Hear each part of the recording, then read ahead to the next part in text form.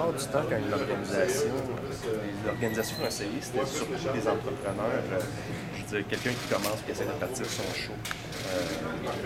Puis, veut pas, la plupart des tâches sont souvent faites par une seule personne.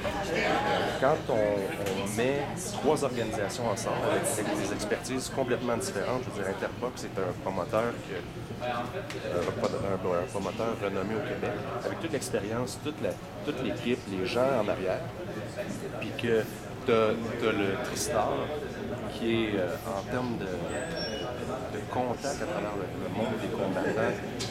Je veux dire, il connaît tous les combattants au Québec, la province, pas juste son gym, mais aux États-Unis.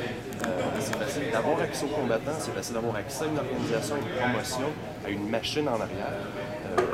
C'est difficile d'échouer, puis surtout, moi je dis, c'est difficile d'échouer, surtout dans un monde poussé en effervescence qu'il lance en ce moment dans le monde du combat ultime. Donc je pense que c'est vraiment la force, c'est l'union de toutes ces organisations-là. Donc à date, le fait que ça n'a pas tant marché au niveau local au Québec, t'attribues ça au fait que les gens qui ont parti n'avaient pas toute l'expérience peut-être nécessaire? Moi, je pense qu'il y avait des gens qui avaient des bonnes idées, mais qui n'avaient pas nécessairement tout le temps ou toute l'équipe ou toutes les ressources nécessaires à faire performer ça. Parce que, selon moi, il n'y a aucune raison que notre organisation ne fonctionne pas, mais il n'y a aucune raison qu'il n'y ait pas d'autres organisations au Québec qui fonctionnent en même temps que nous, qu'il y ait un Instinct, qu'il y ait un Ringside, qu'il y ait n'importe qui d'autre qui fonctionne. Parce que au Tristar, on parle de quoi? 60? Il y a peut-être 60 pros là-bas, je veux dire. Puis ça, c'est sans compter Drummondville, c'est sans compter Québec, c'est sans compter Victo, c'est sans compter, je veux dire, du combattant au Québec. De qualité, de très très grande qualité. Donc, je pense qu'il n'y a aucune raison que notre organisation ne fonctionne pas et que d'autres organisations puissent survivre de ça. Tu parles de Ringside et d'Instinct, peut-être que les gars qui étaient à la tête de ces organisations-là sont les premiers à dire que c'est pas nécessairement une mine d'or d'organiser des combats, des galas de MMA. Est-ce que ça a été difficile de convaincre les gens d'Interbox dans leur coup? Pas vraiment. Pas vraiment parce que, je veux dire, pas vraiment oui puis non. Je veux dire, on arrive, on va voir Interbox. Je veux dire, est-ce que la boxe était facile à faire la promotion il y a 10 ans de dire non? Puis Interbox a commencé tout doucement puis a réussi à créer à travers des shows qui ont été gratuits sur TVA à un moment donné, qui a réussi à vraiment donner une effervescence et un goût à la boxe. On parle de la boxe d'un sport en déclin.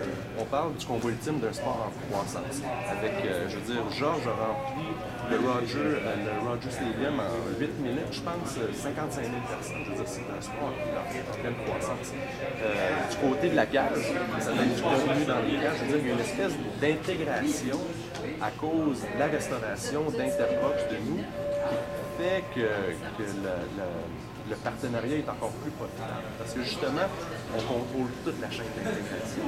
Donc c'est plus facile, je pense, pour nous, à cause justement de Interbox. Tu dis qu'il y a des combattants en masse au Québec. Est-ce que tu penses qu'il y a des spectateurs en masse au Québec? Je pense qu'il y a des spectateurs en masse au Québec.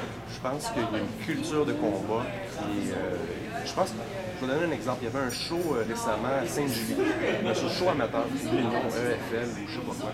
C'est-à-dire c'était plein à craquer. Puis c'était un show amateur, puis c'était 25 l'étiquette. Donc oui, il y a une demande, oui, il y a un enthousiasme. Puis je crois que le fait de faire la promotion, je veux dire, si tu fais la promotion, il faut que tu crées un besoin, il faut que tu crées. Tout le monde est prêt à voir un show si le show est bon.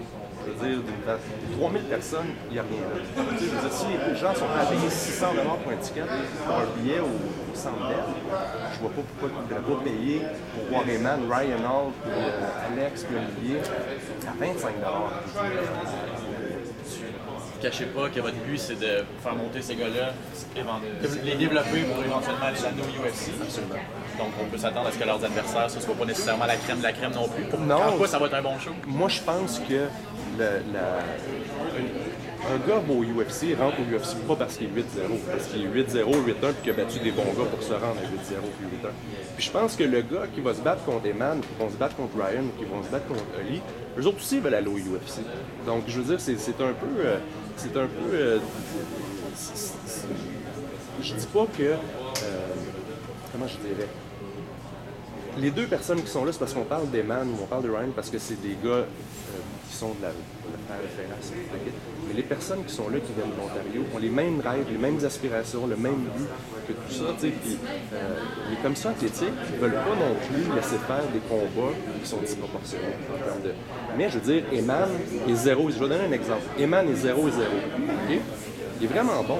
Et je veux dire, il est un partenaire d'entraînement de Georges. Mais la commission athlétique ne laissera jamais un gars qui est 10-0 se battre contre Eman. Tu vas avoir un gars qui commence, qui est 0-0, qui est 2-1, qui est au début de sa carrière aussi.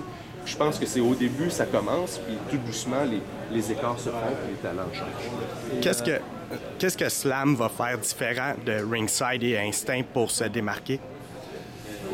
De différent, je pense pas que c'est quelque chose de différent en soi, parce que veux pas, c'est le même pool de combattants. Mais je veux dire, Ringside n'a jamais eu accès à... Je pense qu'à cause de Ferras, puis du Tristar, on a accès à un pool de combattants différents qui veulent, qui viennent ici à Montréal parce qu'ils veulent devenir partenaires d'entraînement de Georges, veulent devenir partenaires, qui veulent avoir le Tristar, puis on a accès à ces gars-là que les autres organisations n'avaient peut-être pas nécessairement accès à travers le Tristar. Deuxièmement, le fait que tous les combats soient diffusés à travers les cages au sport, il y a une visibilité incroyable. Je veux dire, il y a X nombre de centaines de personnes, disons en moyenne, qui vont voir les combats à la cage au sport. Ça l'amène des commanditaires, donc ça l'amène des combattants qui viendraient ici, qui ne viendraient pas nécessairement ici à cause qu'ils vont aller chercher plus d'argent, de commandites, etc. Troisièmement, je veux dire, je crois que la relation qu'on a avec le UFC est différente de toutes les autres organisations. On a un lien privilégié avec eux, puis je suis certain que le UFC va être au courant de tous les combats qui vont se passer sur la carte et des performances de chacun, ce qui n'est pas nécessairement le cas pour d'autres organisations. Peux-tu nous parler un peu plus de cette relation-là avec le UFC? Ben, la cage au sport a une relation très importante avec le UFC parce qu'ils sont diffuseurs officiels des cartes UFC à travers les restaurants. Mais nous, on a une relation privilégiée avec le UFC à cause de notre relation avec Georges Saint-Pierre. Donc, on a des liens très étroits. On discute. Je veux dire, UFC Canada a un mot à dire sur les combattants qu'il veut avoir sur sa carte. Je veux dire, sans nécessairement avoir l'étampe, il suggère des choses au bureau de Las Vegas. J'aimerais savoir tel gars, j'aimerais savoir tel gars, j'ai découvert tel gars. Donc, c'est sûr que le UFC Canada, entre autres, va être au courant de ce qui se passe sur ça, parce qu'on se parle chaque semaine, là, je veux dire, donc c'est facile. Et vous visez combien d'événements par année? Je pense que 3 à 4 événements par année, ça serait quelque chose d'intéressant. C'est pourquoi le choix de Boisbriand pour commencer? Pourquoi le choix de Boisbriand? Parce que la cage a une relation avec l'aréna de Boisbriand. Boisbriand a déjà fait un show là auparavant. Instinct a fait un show là auparavant. Il y a une cage au sport qui est là aussi, donc ça facilite un peu les services VIP de nourriture, d'alcool et tout ça. Et puis, quand Instinct a fait son show à Boisbriand, c'était un succès. Je veux dire, 3000 quelques personnes qui étaient là. Donc, pour nous, on a hésité entre quelques endroits. Puis, finalement, à cause aussi de la façon que l'aréna est faite, pour accrocher des choses, il y a déjà toute une structure. Les estrades sont faites. Tu n'es pas obligé de louer des risers ou des choses comme ça si on fait ça sur un terrain plus plat. Donc, d'un point de vue opérationnel, c'était plus facile. Tu as parlé d'Olivier Aubin-Mercier. Parle-nous de son talent, parce que moi, je reconnais que c'est un des beaux espoirs au Québec. Alors, peut-être, parle-nous, tu as dit que c'est lui qui a un peu influencé le GO. C'est quoi tu vois en lui? Olivier, je pense que c'est le futur champion du monde du UFC à 155 livres. Ni plus ni moins. Il a une éthique de travail. Il est là tous les jours. Il est là. C'est drôle. Puis, comme je dis, je veux vraiment pas faire des clichés, là, mais Georges, ça fait 15 ans que je le connais. Et puis, Georges était comme ça. Je me souviens, il était vidangeur, il posait du plancher, il s'entraînait, il faisait tout. Puis lui a la même mentalité. Quand tu as l'éthique et tu as le goût de travailler comme ça, le succès vient. Il est talentueux.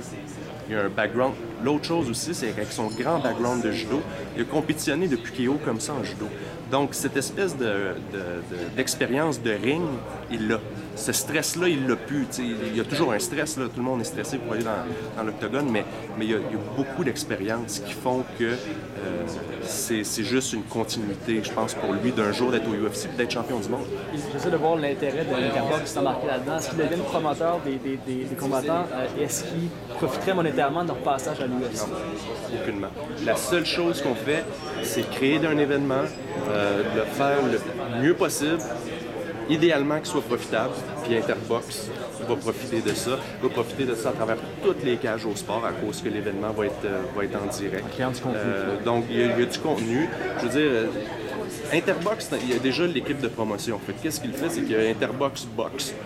Il va y avoir une branche MMA. Fait que dans le fond, c'est juste quelques shows de plus, 3-4 shows de plus pour eux par année, en plus de la boxe. Ça l'occupe le staff, ça fait rouler les choses. Donc, c'est juste... puis aussi, c'est un edge, si je peux dire, avec la boxe. Si jamais la boxe va en déclin, ils vont développer probablement une expertise où est-ce qu'il y a une croissance. Les combats ont lieu dans une cage. Les combats ont lieu dans une cage, oui. Les organisations qui ont précédé se targuaient de donner des vedettes internationales, entre guillemets, pour remplir la place.